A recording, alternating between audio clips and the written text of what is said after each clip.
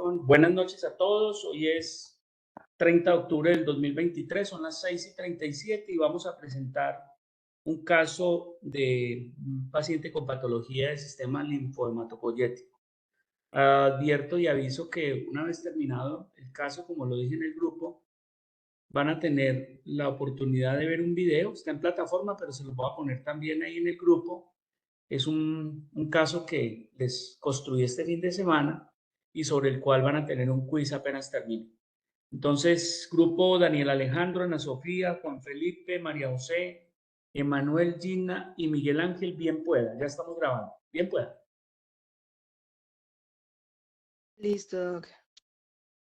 Entonces, muy buenas noches. El día de hoy, pues les vamos a presentar lo que sería nuestro caso, que es respecto a lo que sería el sistema linfohematopoyético.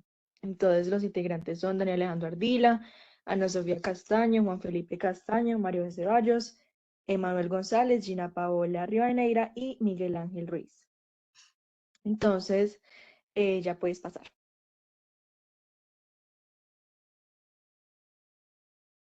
Bueno, entonces en el índice tenemos que vamos a hablar sobre lo que sería un resumen breve de lo que sería la historia clínica, tenemos los resúmenes de datos positivos, los problemas identificados está en tercer lugar, pasaremos después a hablar sobre los diagnósticos diferenciales, tenemos después la correlación clínico-paraclínica, las leyes diagnósticas, ya sería después lo que está es el proceso fisiológico, perdón, y por último está lo que serían las conclusiones diagnósticas.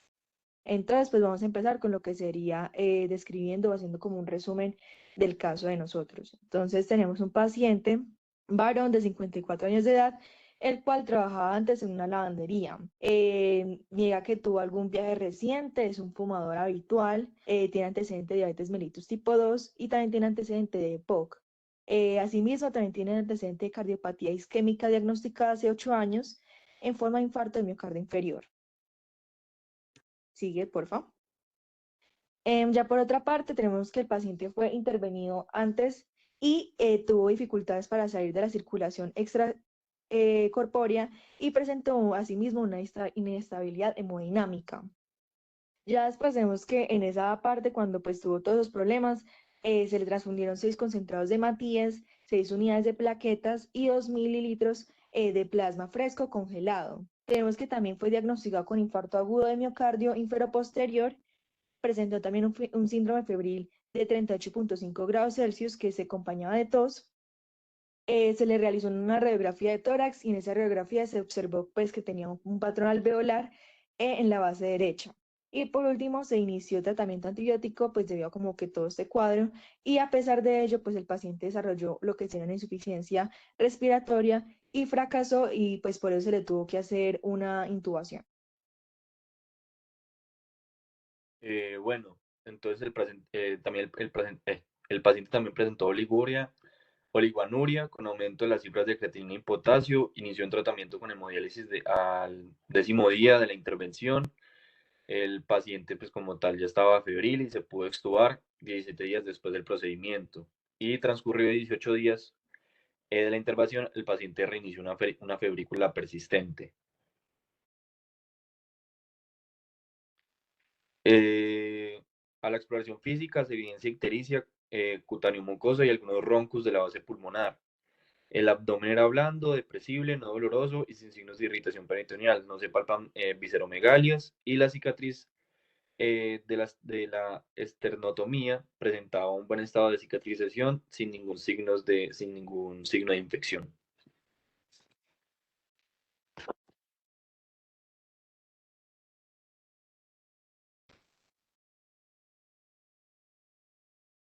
Y en el resumen de datos positivos, pues se pudo apreciar, bueno, el paciente tenía una edad de 54 años, era pues, un paciente masculino, tenía una fiebre de 38.5, tenía ictericia, cutáneo mucosa, crepitos bivasales y tenía como tal un cuadro crónico, o sea, mayor a un mes. Y la terapia con antibióticos no tuvo resultados y tuvo 4 hemocultivos, un cultivo de secreciones bronquiales, un urocultivo y un cultivo de catéter de diálisis, que fueron pues como tal todos negativos.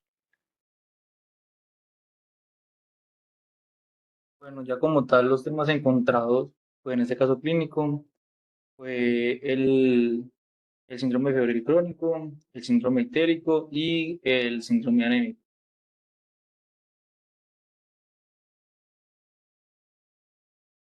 Las patologías posibles que nosotros pensamos, pues fueron tres en general, que vendría siendo lo que es, pues, dengue, malaria y chikungunya.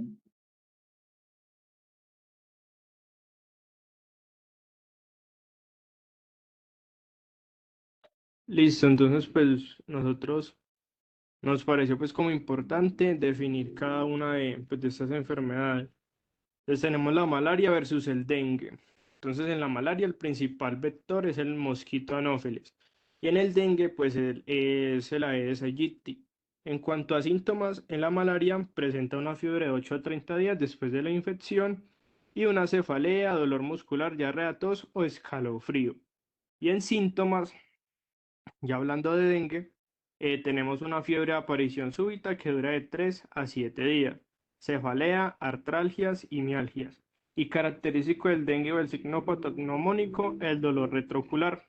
En cuanto a forma de contagio, tenemos de la malaria, que es la única forma tiene una forma de contagio directo, que es una mujer embarazada vía transplacentaria o por la picadura del mosquito. Y en cuanto a la forma de contagio del dengue, pues es transmitido solo por la picadura del mosquito y no es posible un contacto, un contagio directo entre humanos. Ya hablando de chikungunya, pues es causada por un virus transmitido por los mosquitos como el Aedes aegypti y el Aedes albopictus. Se caracteriza por la aparición súbita de fiebre y tiene un periodo de incubación de 3 a 7 días. Presenta unos síntomas característicos como la fiebre, el cansancio y el sarpullido.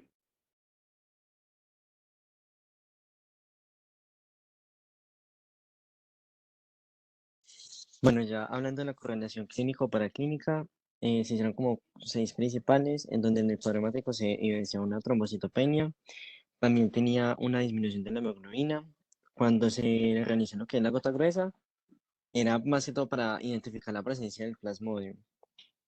En la parte de las bilirrubinas, pues se le realizó más que todo para explicar la ictericia y, y el IgM como tal, pues era como para descartar un diagnóstico diferencial. Puedes seguir, por favor. En el cuadrático, la hemoglobina del paciente era de 8,5 gramos sobre decilitro. Tenía unas plaquetas de 30, o sea, de 300.000. Tenía una gota gruesa de 35% de los hematíes parasitarios y un electro que se le podía evidenciar un infarto agudo de miocardio inferoposterior, que fue más que todo como intraoperatorio. Sigue, por favor. Ya hablando de las leyes diagnósticas, pues se veía como en la ley, en la aplicabilidad y la justificación. Entonces empezamos por la ley de Agatha Christie, en donde pues la aplicabilidad se divide en tres, que es el arma, la escena y los cómplices. El arma pues se identificó como tal que eran los vectores. La escena iba a ser más que todo en el nivel hepático y los cómplices iban a ser la edad, los antecedentes y las enfermedades del paciente. La justificación es por los posibles factores causantes de la sintomatología que describía el paciente. La ley de la parsimonia es como tal en la aplicabilidad de la enfermedad transmitida por vectores. Y su justificación, pues es como la más sencilla frente a las demás.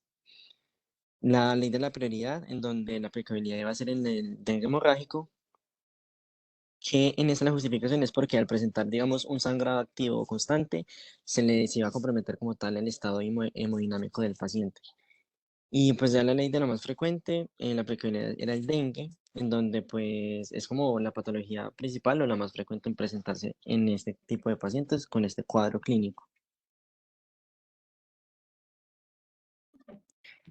Bueno, entonces en cuanto a la fisiopatología, pues nosotros principalmente pues queríamos explicar la de la malaria. En este caso, pues tenemos que primero pues está el mosquito, el cual pues va a picar a la persona y pues este va a inyectar los esporozoitos. Esos esporozoitos lo que van a hacer es que se van a ir pues como hacia los hepatocitos, donde van a tener como el ciclo exoeritrocítico. ¿Qué va a pasar en este ciclo? Ellos van pues como a proliferarse, se va a formar pues lo que se conoce como el esquizonte, y ese esquizonte finalmente pues se va a estallar, por decirlo así, a romper. Al romperse, lo que va a pasar es que ese contenido del esquizonte se va a trasladar hacia, hacia el flujo sanguíneo, ¿sí? Donde va a suceder el ciclo eritrocítico, donde el parásito pues va a sufrir como su proceso de maduración, donde primero tenemos el trofozoito inmaduro, el cual pues va a madurar y pues va a tener como dos posibles desenlaces.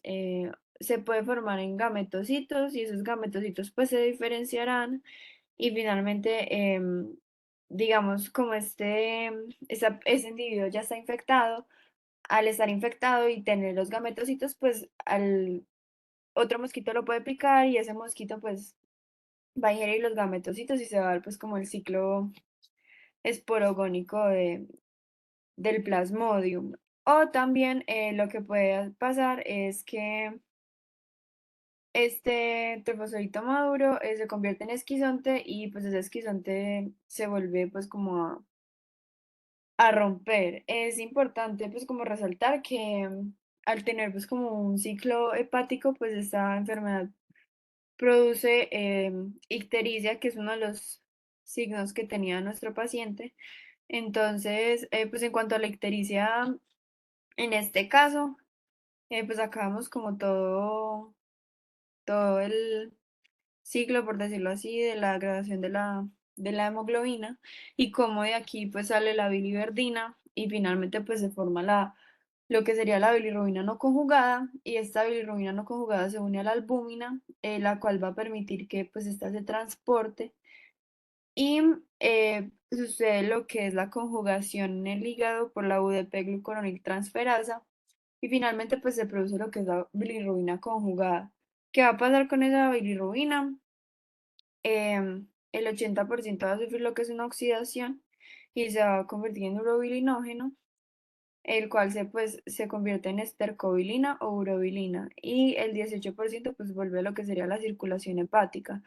La explicación por la cual el paciente pues puede presentar ictericia sería por aumento de la hemólisis, por decirlo así, por la ruptura de los eritrocitos, pues aumentaría todo lo que es este ciclo y pues finalmente pues em, aumentaría la bilirrubina, por decirlo así. Una pregunta. ¿Me escucha? Señor, ¿Qué, qué necesitamos cuando nosotros hacemos el diagnóstico de síndrome anémico o de síndrome ictérico? ¿Qué necesitaríamos tener para decir que esa anemia es una anemia ferropénica o una anemia hemolítica o una anemia de enfermedad crónica? Porque pues ustedes solo pusieron hemoglobina de 6, pero no dice nada más. Entonces, ¿qué necesitaríamos para tener específicamente para doctor, tener, ¿qué para nos poder hace falta, mejor dicho? clasificar la anemia, pues nos faltaría lo que sería el hematocrito, pues que nos permitiría saber si es ferropénica. ¿Sí? El hematocrito no nos Macrocítica, define, el microcítica y hematocrito nos define lo mismo que neumocítica. la hemoglobina. ¿Qué nos faltaría? Volumen corpuscular medio, Volumen corpuscular medio, la ¿qué más? hemoglobina eh, corpuscular media. Hemoglobina corpuscular media. Listo. El volumen corpuscular medio, ¿cuánto es lo normal?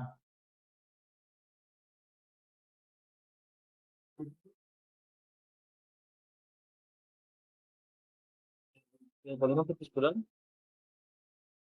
El volumen corpuscular medio, ¿cuánto es lo normal? creo que es de 80 a 100. 80 a 100 centolitros, sí señor.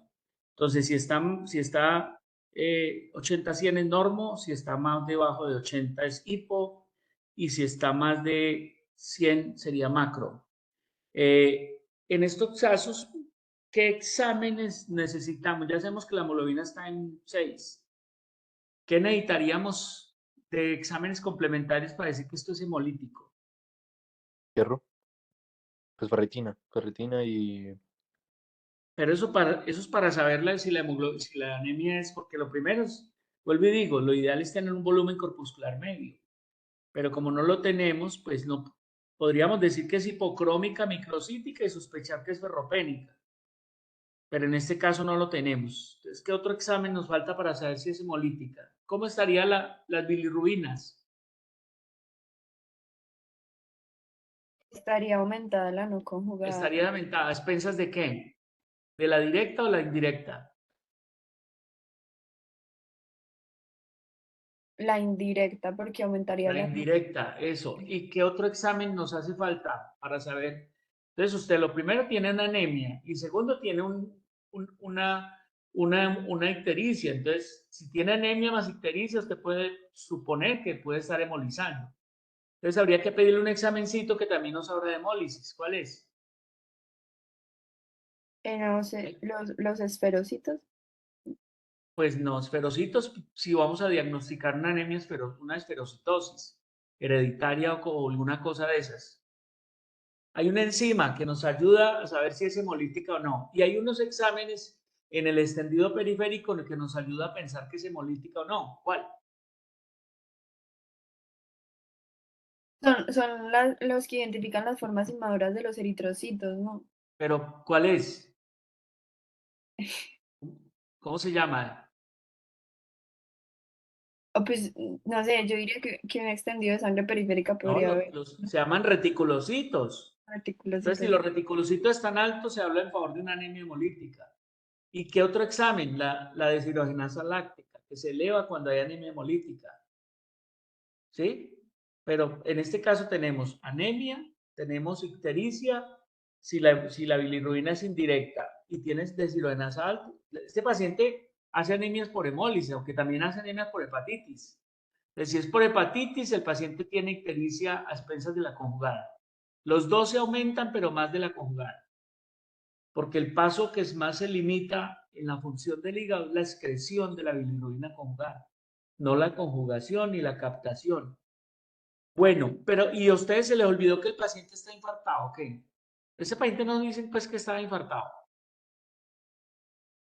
Doctor, la verdad es que ese caso estaba como enredado, ¿cierto? Porque se supone que, pues realmente él no tiene ningún factor de riesgo que si uno, pues como que uno dijera que tiene un riesgo de ser contagiado por un vector de esos, porque pues trabaja en una lavandería y realmente lo que pasó fue que él se le hizo el procedimiento por el infarto, pues que se diagnosticó y él se complicó por el infarto y por ese infarto le tuvieron que dar 6 unidades de plaquetas y de plasma. Entonces sí, él se infartó. Pero la pregunta es, o sea, ¿cuánto tiempo después de ese procedimiento empezó a tener la fiebre y el escalofrío y todo eso?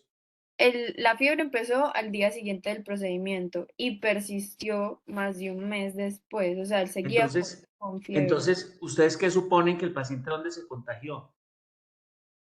Pues yo diría que por la transfusión. Claro, es que por eso seguramente es un reporte de caso, lo buscaron de la literatura. No, doctor, ese fue uno de los que usted mandó. Ah, por eso, sí, de la literatura, de Ah, 5 bueno. casos de linfomatopoyético. Y Ujú. seguramente, claro, es que lo interesante del caso es que es un paciente es un paciente que hace un infarto, que requiere diálisis, que no sé qué, y en ese procedimiento, pues se gana una malaria, un paludismo, y esa es una de las maneras de transmisión del paludismo también, que es por vía hematógena, o sea, por transfusión.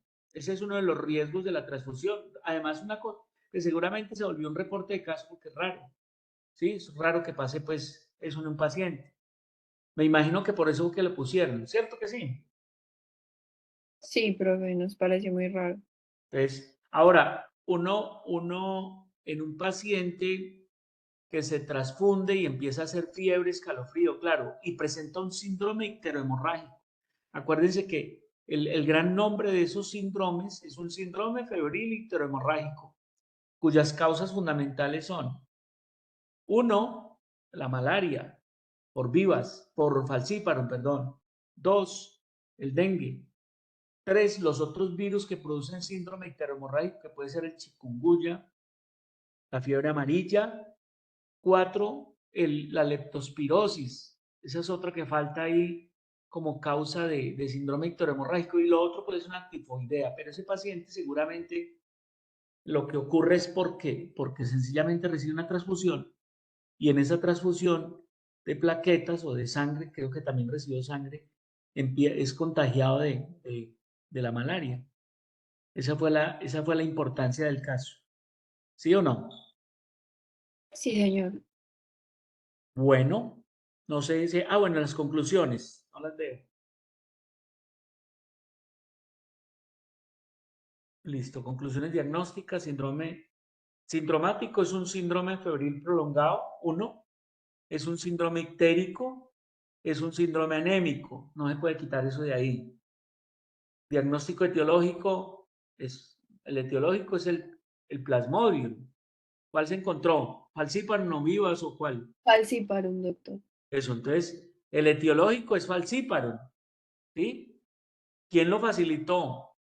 Digamos, se vuelve el transmisor, se vuelve una facilitación del que ocasiona todo el cuadro, es el Falciparum, no el vector. El topográfico, el sistema hematopoyético, está bien, y el hígado.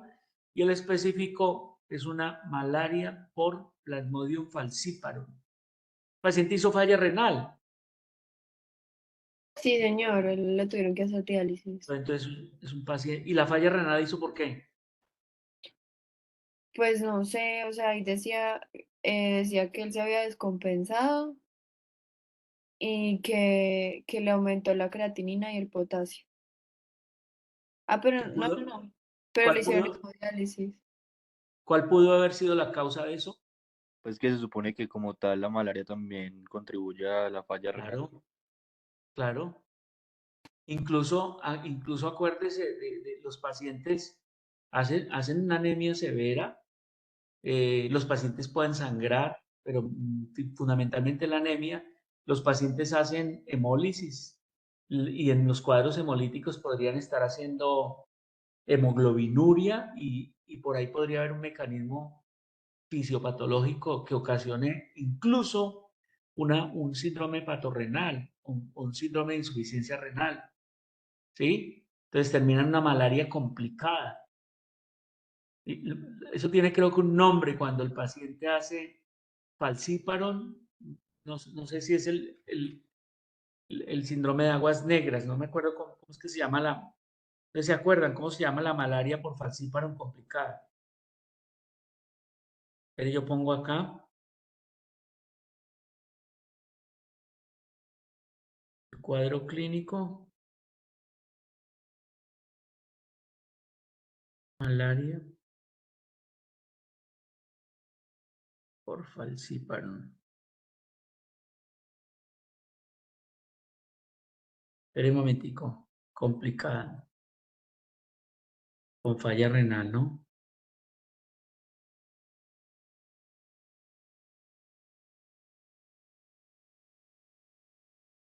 Ya le voy a decir. Bueno, ¿alguna pregunta por ahí? ¿Alguna observación, muchachos?